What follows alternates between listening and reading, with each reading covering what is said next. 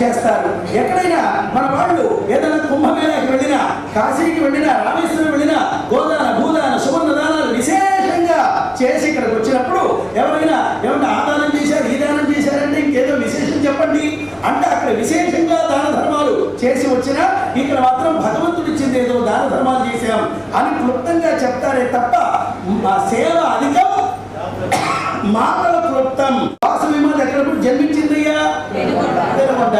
మరి అయితే మన హిందూ ధర్మం ప్రకారంగా ఏ స్త్రీ అయినా ప్రథమ కాన్పు పుట్టింట్లో చేయాలి, రెండవ కాన్పు కూడా పుట్టింట్లోనే చేయాలి. ఒకవేళ మూడో బిడ్డ కావాలి అనుకుంటే అత్తగారింట్లో కాన్పు చేస్తారు. మరి ఈ ప్రకారంగా కుసుమాంబ పుట్టినిల్లు ఏ ఊరు?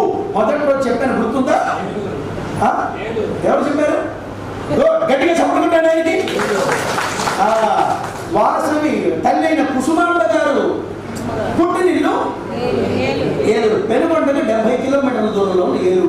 మరి వాసవి మాత ఇప్పుడు ఇక్కడ పుట్టిందా అక్కడ పుట్టిందా అని చాలా మందికి ఒక సందేహం ఉంటుంది. కానీ పెనుగొండలోని వాసవి మాత జన్మించింది. అది ఎలా ఉందో ఇప్పుడు మనం తెలుసుకుందాం.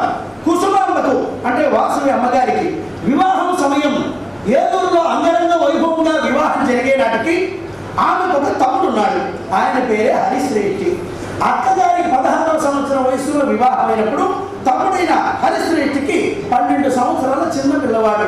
ఇలాంటి సమయంలో అక్కయ్య కుసుమాంబ వివాహం చేసుకుని పెనుగొండ కాపురానికి వెళ్ళిపోయింది. కొద్ది కాలం అయిన తర్వాత ఏలూరు పట్టణంలో కుసుమాంబ తల్లి తండ్రిని పరపదించారు. చిన్నవాడు పసివాడు ఒక్కడు ఆ తమ్ముడు పెనుగొండకి తీసుకొచ్చి తన ఇంట్లోనే పెంచి పెద్ద చేసి విద్యలు నేర్పించి వివాహం కూడా జరిపించింది. సుఖలక్ష్మి అనే కన్యతో వివాహం జరిపించింది. ఆ హరిశ్రేష్ఠిని కుసుమశ్రేష్ఠి గారికి ఆస్థాన మంత్రిగా ఏర్పాటు చేసింది. కుసుమశ్రేష్ఠి గారికి మంత్రి ఎవరయ్యా?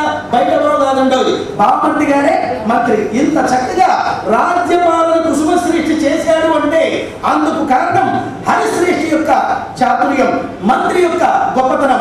ఇంత చక్కగా రాజ్య పరిపాలన హరిశ్రేష్ఠి గారు చెప్పి కుసుమశ్రేష్ఠి గారితో చేయించిన కారణంగా రాజ్యం ఇంత సుభిక్షంగా ఉండడానికి కారణం. ఇలా చిన్నతనం నుంచి హరిశ్రేష్ఠి కూడా కుసుమాంబ గృహంలోనే ఉన్న కారణంగా ఏలూరు పట్టణంలో తన పుట్టిన వాళ్ళు ఎవరూ లేని కారణంగా ఆ వాసవి మాతను కుసుమాంబ తన పెనుగొండలోనే తన ఇంట్లోనే కాన్పు జరగడానికి కారణమైన విశేషాలు గమనించాలి.